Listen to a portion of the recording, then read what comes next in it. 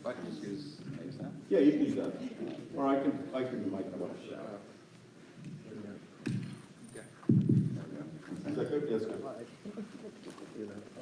Okay, so I'm going to be talking about quantum shifts in the AEC industry, kind of taking it at a high level and looking at opportunities here.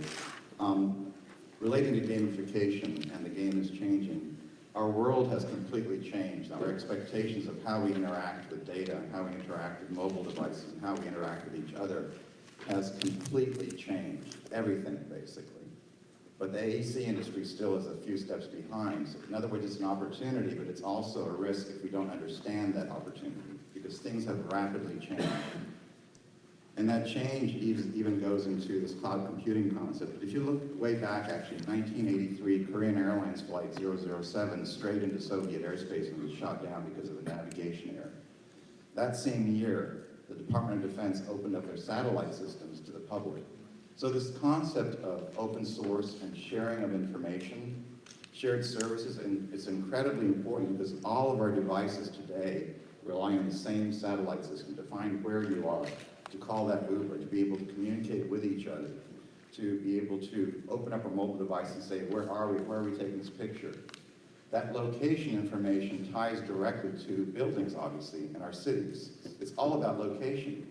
So it's directly related to what we do. We talk about putting buildings together, putting cities together, and these technologies that the younger generation with like Pokemon Go now, they're used to going around being able to know where they are and how they're interacting with that environment.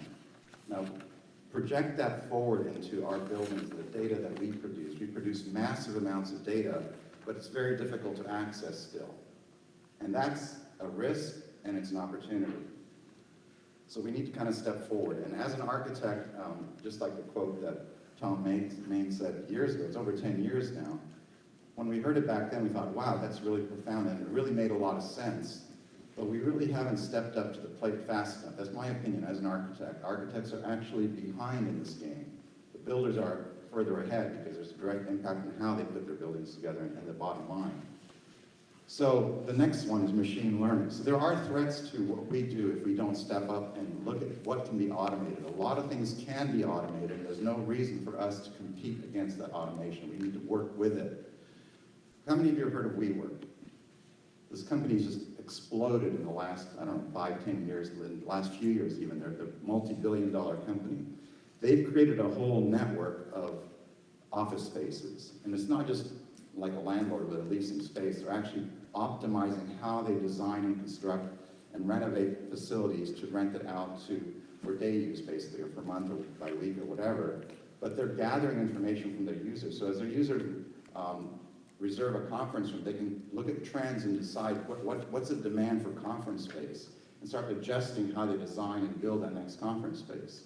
And they also it's not just a building, it's a whole social network. So they have apps that you can reserve space, and as you're doing that, you're interacting with their building, and they're harvesting the data, deciding how to build and refine their next facility.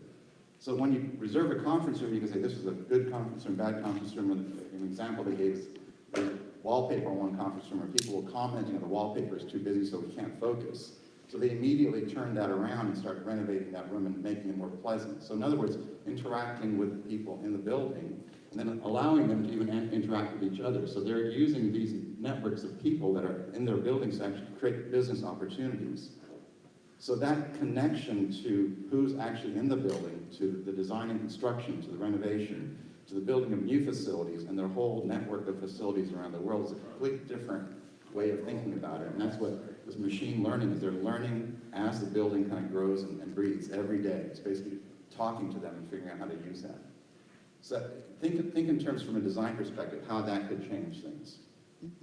So the threat of robots, we've been hearing all this automation that's coming around and where it's going to go. And obviously, I think our strength, obviously you can't turn everything over to robots, but as designers, we have that creative side to us that you can't really automate that. So it's a combination of taking data and information and making use of it in creative ways and not being threatened by it.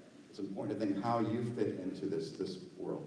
And as I mentioned earlier, we're a small architectural firm, but because of these shifts that we've made since the early 90s, using them from then, it's created huge opportunities for us to connect closer to the owners that are looking for these types of solutions. So it creates new business opportunities in my mind, if you think in terms of that. So automated design, this was actually on the web, saw this tweet came out, and this company actually designs, their design fees are $250 for a custom home. They're not making money off the design fees. They actually have a whole infrastructure to deliver this pre-configured custom home to you with really nice finishes and everything. So there's more examples like that. They're going to come up later today about this, about automating the design process and working this go. So the really profound thing that I think is, if you look at buildings, we're thinking of buildings as the valuable, the end game really, but the data about these facilities is more valuable than the physical facility itself. If you think, and we work with the Coast Guard, this is a quote from one of their roadmap projects. Think in terms of the life cycle of a building.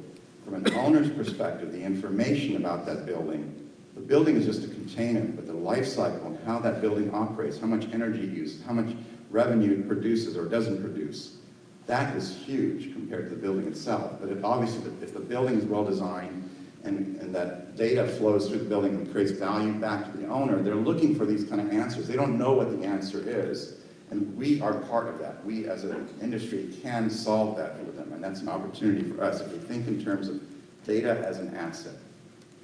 So we showed this earlier, but if you look at mobile phones, where we first came out with these big bricks, they were monolithic. We had to put phone numbers into it, and if you wanted to get it to the next phone, you pretty much had to throw that phone away. In fact, it's called brick, right? You brick the phone, you get another phone. Today, the phone is just a container, and we can throw that away and just keep on going. And most of our data now lives actually in the cloud. We don't store the internet on our phone and go searching Wikipedia on the internet. We search the cloud and pull the data down. That's how things have changed. There's a profound change in how mobile devices have changed how we access information. So apply that to the building industry. What is that going to look like? How do we transform going from paper documents to digital files? Being able to search things in real time and interact with everybody around us. Being able to search a music library and not have to download or store files like this to look for music. It's completely changed our expectations. Yet, in the building industry, even with BIM today, a lot of how we store it still looks like this. It's a BIM file that we have to then figure out how to share with. That's where the sharing problem of going from design and construction to the challenge, or from construction to operations, because we're jamming everything into a file and then trying to figure out how to pass it on. In the world today, the younger generation, all of us that are looking for rides now, we basically push a button and we get a ride, right? Why is that? Because the satellite system with the shared services from the Department of Defense is allowing us to find our way around the world and create new business opportunities for groups like Uber and Lyft. So these standalone devices, I see BIM still being in that world right now. We're still treating it as a standalone phone. And what happened in 2008 with iPhones and Androids, it shifted things. It's a platform that you can build on top of. You don't have to start from scratch. You can start building functionality on top of that. When you go into the cloud with that, then you're getting into companies like Uber and WeWork that we talked about earlier, basically tapping into information and combining it with different pieces, the building, with the occupant, with the sensors in the building, and then making business decisions from that. This is not science fiction. It's already happening out there. It's not evenly distributed like Gibson said, but it's happening, and we need to figure out how we tap into that. And that's what this game-changing concept is. How do we figure out where we plug into this? And the most important piece is you don't have to understand it all. It's impossible to consume it all, like Steve said. There's so much stuff out there, but there's absolutely no expectation that you have to know everything about everything. You basically have to figure out how you plug into that. If you don't plug into it, then you're outside of that world. But if you figure out where your value is and how you can plug into it, there are places that you can see where your design skills or your construction skills or your operational skills from an owner's perspective plug into that. And it has to be easy to use. The thing that has been happening with BIM, it's so complex that a lot of people just back away from it as well. I can't understand all of it. And there are ways to simplify it, and that's what's important. The more complexity that gets stacked on top of it, the more important it is to figure out how we can plug into it simply. So data as an asset, making it accessible, moving away from static documents, including in BIM. When I first started out in BIM in 1993, our first thought was, wow, this is great. It's a model, we're gonna put all the data into that model and everything's gonna be in that model, right? Then you have to figure out how to get it out of the model. So now it's more about how do you distribute it. You actually don't want to jam all the data into one model or even into multiple models. Think of how you can connect to things. Just like with our mobile devices, we don't put Wikipedia into our iPhone. We access Wikipedia, and as it changes, we get the information to us. Because it's absolutely impossible to keep things in sync, and that's the challenge that we're finding with them right now, going and synchronizing between different models. The world is moving towards, it's already there. The industry outside of the building industry is already there. We just need to move the building industry into this world of how do we connect data, and how do we connect our capabilities to that new world. So owners are starting to ask for this. And Roger mentioned this with the National Institute of Building Sciences. Large owners are starting to ask for this. They're starting to say, we need access to our information, not just the building, because we need to run a hospital. This is from the Academy for Healthcare, white papers that are public on the web through the National Institute of Building Sciences. But one great quote here is, there are times when systemic incremental improvement is desirable. This is not one of those times. These are the owners saying this. We need to shift, and we need you as the industry to come along with this and tell us how to do that, because they don't know the answers. So, the life cycle of data. As we go through design, construction, and into operations, data just grows massively. When you get into operationals, you go into 50 years, 100-year life cycle of buildings.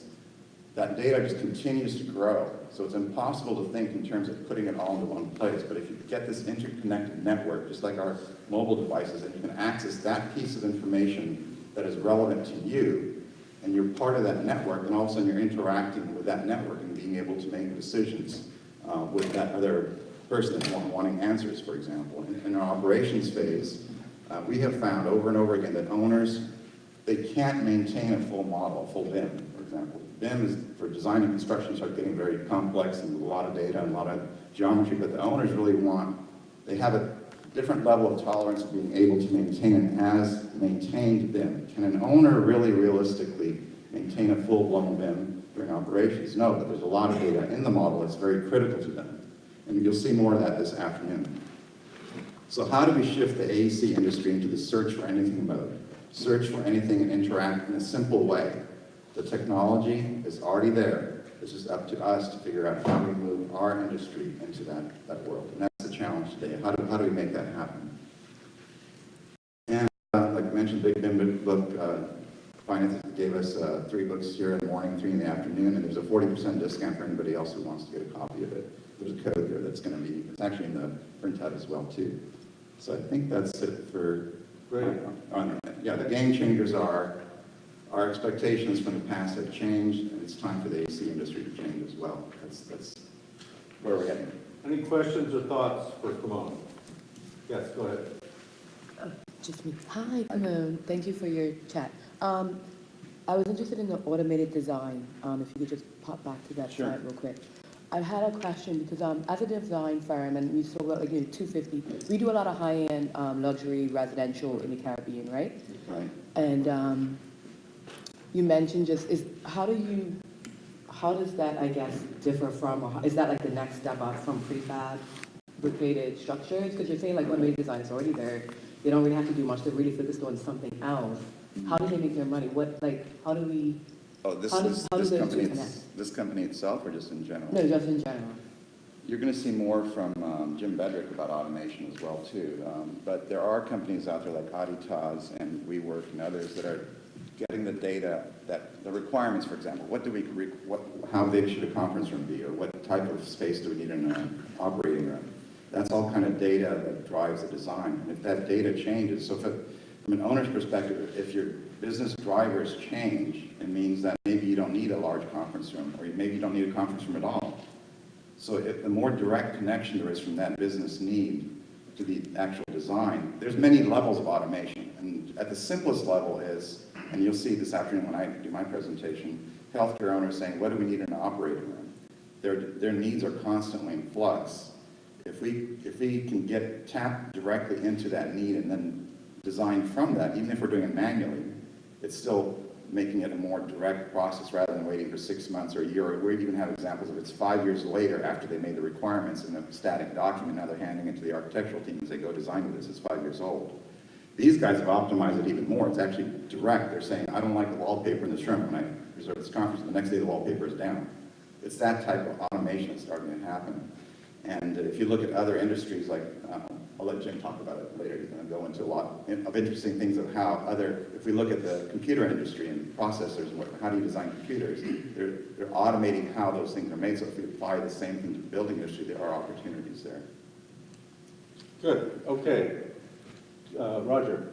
Kimon, I don't know if you know anything about this. I heard a little bit about this California Community College, where they had a P3 contract where they measure the availability of rooms and the performance of the building, kind of using this same concept, and then they use that to pay or not pay the provider of the space to them. So as an owner, they're using the model to show, where the different areas are, but also how they're being utilized at any point in time. I don't know if anybody else is, or if anybody's aware of that or has any more information on it. I thought it was interesting. Yeah, I've heard other examples like building and how it's performing to the actual payment or lease or whatever. It was a build to suit, and they were paying for the performance of the building based on utilization, ability to be utilized. Okay, one more question, then we'll get on to Jim. No, I was going to ask you, do you know how WeWork gets the data from the buildings? Do they get Revit drawings from architects or real estate companies, or do you have a little bit of background? It's new to me, I've never heard of this before. Yeah, actually, I have it referenced on, there's a whole presentation there, but they use tools like Revit. They even automated how Revit puts in outlets in the room based on how people want to plug into the wall, things like that. And then they harvest that data back. This is also a concept of disconnecting the data from the models. They have databases that drive into the model. It says, here's our business drivers, how our leaf space is going, whatever, and then drive things back and forth to the model. So the model becomes an interface to be able to design with it, but also to be able to drive data into it and change the design, for example. And we'll see some more of that later on as well, too, about driving data into a model. Great. Do we, so let's bring Jim Bedrick up. Maybe we'll pass this a little bit. Did we have the business cards? Oh, you haven't done that? Oh, yeah. Does everyone have them now?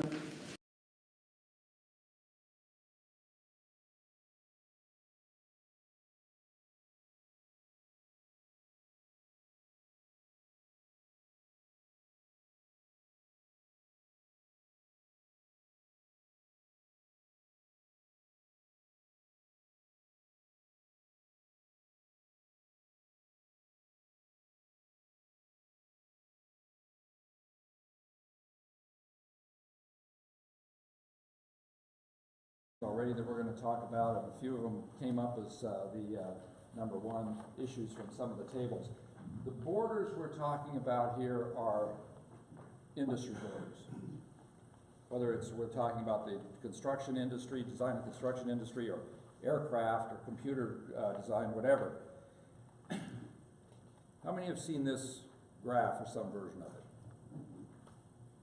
A few. You may want to explain it then, Jim. Yeah, this is some research that Paul Teicholz, the founder of SciFi, did. He recently, he did it fairly early on, and then he recently updated it. What it shows is that using 1964 as a baseline, industry in general, if you take farm out of it, farm industry increase would have skewed that curve way up. If you take that out, industry in general improved their productivity about twofold since 1964. We've stayed flat in this industry.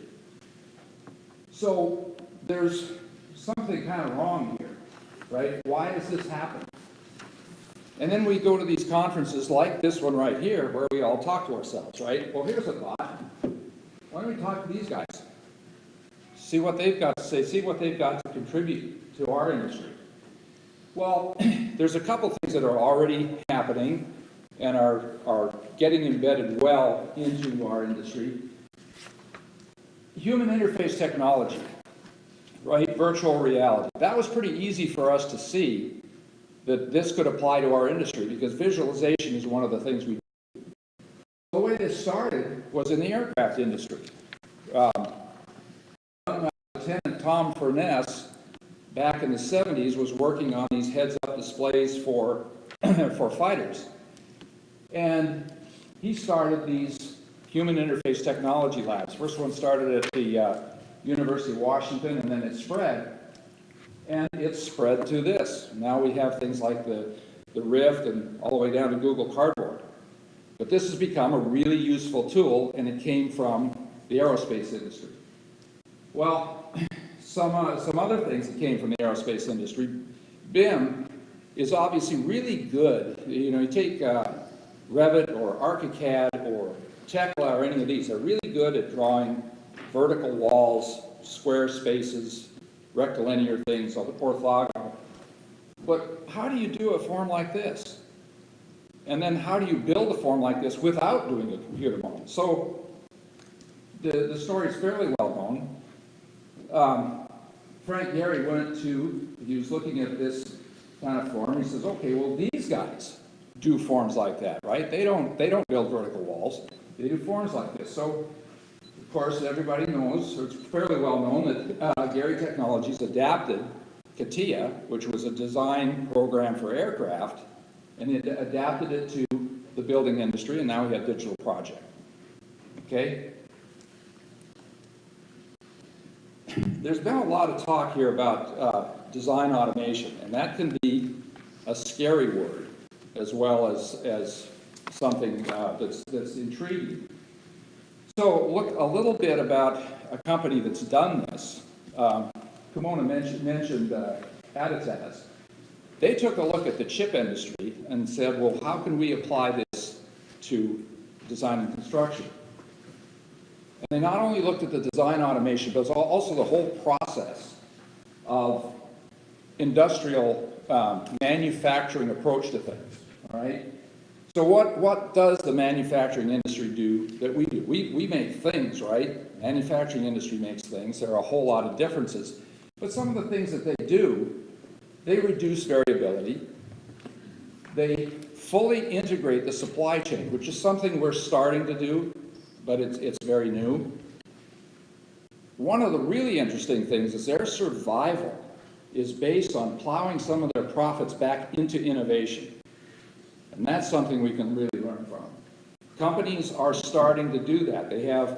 They'll have somebody whose function within the company is really to drive innovation, period. So if you look at where this productivity, where this difference came from, you look down here at construction, we've still got these fragmented approaches to projects, and they haven't kept up with the rising complexity. You know, these buildings have become more and more complex. I did back in the 90s, at the University of Washington, we redid the physics building there. 1928 building that was designed as a physics laboratory building, 28 sheets. That included all the MEP and structure as well. Our renovation, I think, ran to about 600 sheets. Well, these guys up here are using tools that help increase that productivity. All right, so a good example here is the transistor. This thing on the left here is the first transistor that was invented. Designed by hand, right? This was put together. Somebody crafted this by hand. Separate design and manufacturing. The engineers designed this thing without thinking about how it was actually going to be manufactured. Took several days to assemble it, and as you can imagine, the quality of that thing was pretty variable, right? So today, we're using processes where we can put something like 2.5 billion of those things into a chip like that on the right. And they're using EDA, electronic design automation, to do this. And we can manufacture thousands of these in an hour, and it keeps up with this increasing complexity that's described by Moore's law. So if you look at what actually goes on inside a chip, there are a lot of problems that are similar to the problems that we have in designing buildings, right? There are certain layers that wires have to go on, and they can't touch each other, right? So they have to get from one place to another. And there are adjacency requirements too, because these things run so fast. I mean, they run on a gigahertz level, billions of cycles a second. A signal has to get to several places at the same time, right? It can't, if one signal gets there a little bit later, a billionth of a second later, you know, you get a mistake, all right? So if you look at how that is optimized and look at something on the left, that's a chip. Well, doesn't it look a little bit similar to this stacking diagram on the right? We have the same kind of problems, all right? In a hospital, you've got the flows of the healthcare professionals, the patients, the visitors, the meds, food, all kinds of different flows. Courthouses are really interesting. Have to have separate paths for the judges, the spectators, and the prisoners. Okay? And those can't intersect. So it's the same type of a problem. And the folks at Adidas saw that and applied this kind of software to automating design. Now, the immediate thought that some people get is, well, I'm going to get automated out of a job. But if you look at how this really works, what it allows you to do is try out more options, right? So a good example was estimating. When we started automating estimating, doing automated quantity takeoffs from models, what happened? The estimators didn't do less work. What they wound up doing was more estimates, which gave us better cost control of the projects. So if you look at the comparison between buildings and the ICs, they're similar in some aspects. High civic value, they're expensive. You make mistakes, it costs a lot of money, and they're very complex. So how they address these challenges, though, is a little bit different. Coordination across several disciplines is needed in both. Okay, so what do? We have some best practices that we perform on every project, but they're basically manual and they're trial and error. The integrated circuit industry has tools that automate this process. Again, complicated systems, similar process. We route these systems manually, though, and then we put them in a model and see where they run into each other and fix it. The IC industry does this automatically, all right? And it's a fairly simple thing to describe. You know, these things can't run into each other, right? The rules, they're human applied in buildings and they're automated and validated in the IC industry. Maybe we can do something with that. Operational efficiency, it's automated and optimized in the IC industry, and we are starting to do in this industry some simulation, operational simulations to see how a building will perform. Reconfigurability in the IC industry, it's inherent in the design, but it's really not easy to accomplish in buildings. And when you look at a hospital, when you start designing a hospital and it's not going to be built for about 5 years, it's going to be completed. The technology, the medical technology that was there when you started design, it has probably changed drastically. So they need to be reconfigurable.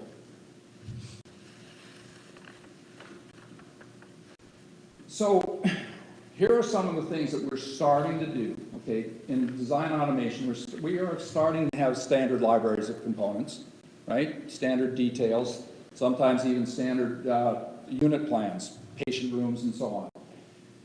Comprehensive set of rules, okay? Well, they're applied, but often they aren't really even written down. Analysis and verification, again, we're starting to use simulation programs to do this. They're available now, not applied all that often.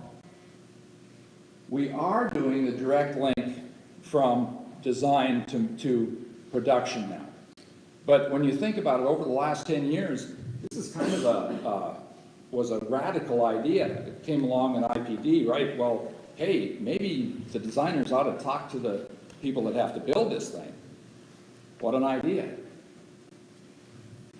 And Lean has come along, and the whole Lean process has come along, and is very focused on automating that entire supply chain. Right? And that can become hugely important when you're dealing with tight urban sites and you don't want to have a lot of material stockpiled there. So, automated design is one thing, but then how about optimization of design? This outfit, Building System Planning, looked again at the aircraft industry and he said, well, yeah, we've got these problems like this. We have to route all these systems in these spaces, but you think you've got bad. That's what an aircraft looks like. And all of that stuff, that doesn't fit in a whole fuselage. That fits in the wall space is about that thick. Okay?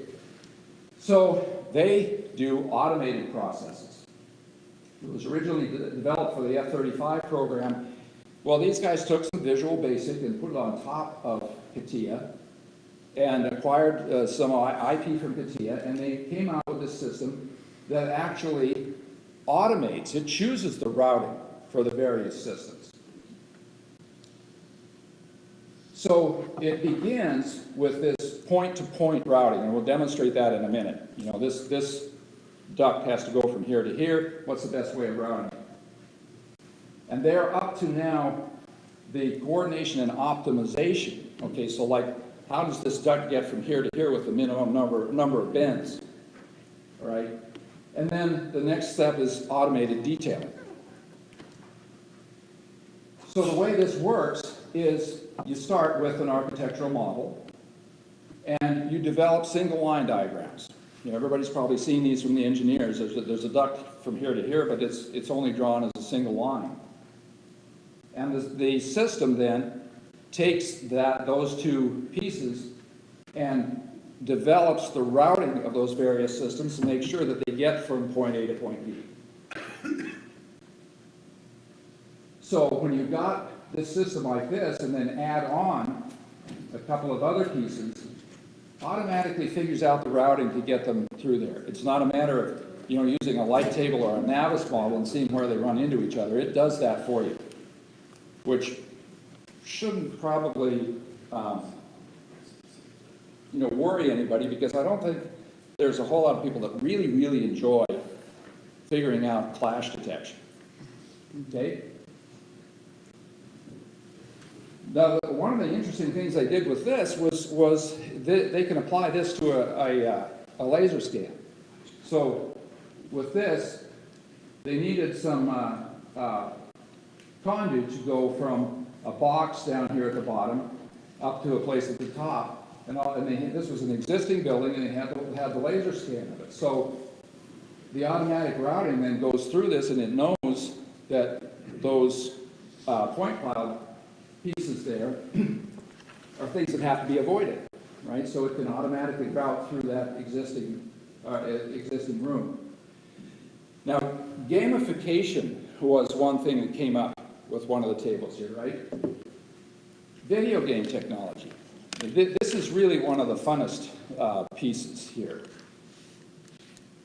This is construction safety, okay? We've gone through, we usually do improve construction safety through lagging indicators. I mean, you see the signs up on the construction job that says we've gone 2 million hours without an accident. Well, great, why don't we just look ahead and prevent those accidents, okay? Well, Skanska worked out a system here where they're using a virtual reality helmet on site and in the training facilities. So the theory is, if you're just reading about it, somebody is telling you about what happens, okay? if you're watching a movie out of it, you can actually observe what's happening. But if you get in there and play a game with it, you're participating in what's going on.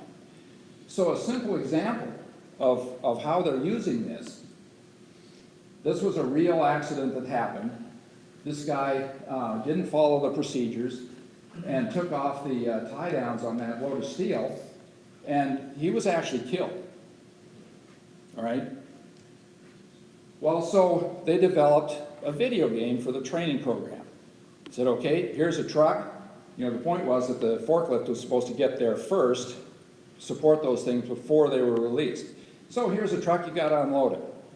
So in actually playing the game, you go up there, and if you say, okay, well, I guess I'm just going to take those straps off.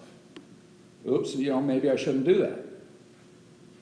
Okay, so you can imagine how typical or common construction accidents can be put into games like this, and you can imagine how much more effective it is to do this than to read about it or have somebody stand up in front of you and tell you about it. Well, this gamification is actually caught on in the construction safety sector. OSHA adopted it back in 2014. Some companies are now adopting it for their own training. Here's United Rentals, and they've got a simulator there for a guy using a lift. And he is watching what's happening as he manipulates the controls. Okay? Beautiful piece for training. So if we look at this curve again, what happened right here? That's where it begins to diverge. Right? They stay fairly close together until right there, and then they diverge. Well, that was about the mid-'80s. Well, what happened? Really, it was technology deployment. Back here, some nerd at Stanford named Bill Gates wrote a basic compiler for an elevator control circuit. And things took off from there. And so all of a sudden now we've got all kinds of computers to use, as well as other technologies, along with the manufacturing processes to produce those computers. These guys are adopting that. And we're still pretty much automating the same processes that we were using all the time. Okay? We do building information modeling. We did CAD for a while, but we're still doing kind of the same thing. If you look at a construction site now and in 1964, looks pretty much the same. The only thing we've done is things like concrete pumps, nail guns, okay, things that basically automated the same processes. These guys did new processes. And that's where we've got to go. Look around, see what's happening in these other industries. And Jonathan's going to talk about that a little bit here too. But what's happening that we can adopt in our industry? Questions for Jim? No questions? Who was the one that brought up gamification? I did. I was looking through my notes. You did.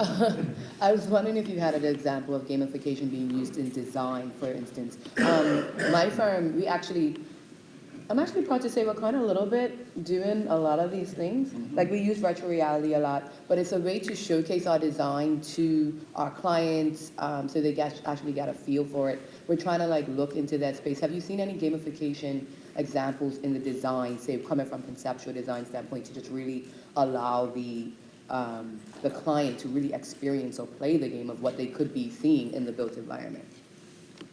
I haven't seen that personally. I could imagine it's probably happening. Obviously, the static visualization through virtual reality is happening a lot. Yeah. And do you use that? We're doing that, and we're trying to up it a bit because our clients are just, they're out of the box, and we're Right. trying to keep up with them. So what do you see, what is the need that you're seeing beyond the virtual reality? What is virtual reality not providing you that you want to see? I guess the sensory part of it a little bit more, and just really feeling really in depth into it. Because we just have the goggles right now. Right. We're looking at getting something where you can kind of feel a little bit more, but you know, to actually interact with it, I guess. I mean, you can to a degree when you look and you kind of go through, but you can't really push yourself the way you want. So it's like, I don't know, we're just trying to think of innovative ways to engage the client into the design. And I wanted to bring in more game designers, even if it's just to look at how to change a rendering. Or, I mean, you look at games and they're so futuristic, they're so real. I mean, they do have a lot of forward thinking and innovation in these game designs. They're very futuristic. So it's trying to figure out how do we mesh that with our designs now to just give that. Has anybody else seen any game technology applied to design? Yeah, we've worked with a program called Clever. I don't know if anybody else is aware of it. Clever, CL3VER. And what you can do is once you build the model of the project, you can go into it and program it. Sorry. You can go into it and program it so that if you are meeting with a client or a series of clients and you want to take them into the model, you can take them right in. So let's say you're an aerial perspective view. You can take them right into the building, and once you're in the space within the building, you can take them all around that space three-dimensionally by using your mouse. And you can also take this program and put it on the internet so that you can have other prospective clients see what your firm is capable of doing. We've used it, we've considered buying the license. It's a very interesting, provocative program, and it's probably advanced since we first discovered it about a year and a half, 2 years ago. But those things are out there, and they are incredible information tools when you're trying to deal with a client who may not have all the capabilities of being aware of what you're trying to produce. You know, one of the interesting applications that we've seen, Tony and I are both working with a major retailer, and you probably heard about the importance of shelf placement on the shelf of various, you know, products that you're trying to sell. There is a program out there where a guy can actually play this game, pick up these various boxes of things and put them on the shelf, rearrange the shelves to get the perspective he wants. Okay? Anything else? Yeah. Was the Scanston visor an augmented reality that they could look around and see how something related to Yes. the model? Yes. How the site actually relates to the model, yes. Because what I'd like to see is it's hard for me to capture where they haven't put the columns or the elements in the right place on the job site until later on the finish is completely missed. Right. And so is there anything that's sort of off the shelf yet that you can have an augmented reality, take your BIM model and then sync it with the site to look around with the client? There are. I couldn't point you to one right offhand, but there are apps like that available. Yeah. Okay, I'll look for it. Yeah. Okay. All right, great, thank you, Jim. Let's give Jim a hand. So, we have an exercise before you. Fire away. Okay. Who has not put their business card into for our little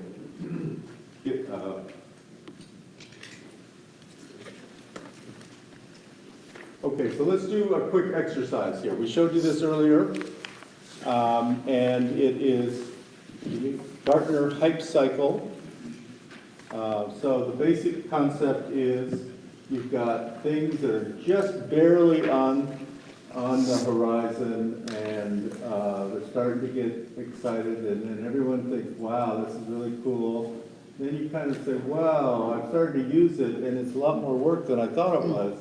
And then it's a lot more work, and I'm really depressed because I'm just going to go back the other way. And then finally, you know, we're making use of it. We've got a couple projects successful, and then there's the plateau of productivity. So your job is to take whatever number we can, and so where do you think they are personally on the hype cycle? One of our speakers had a suggestion about, is it different perspectives on it? What were you thinking, Jonathan?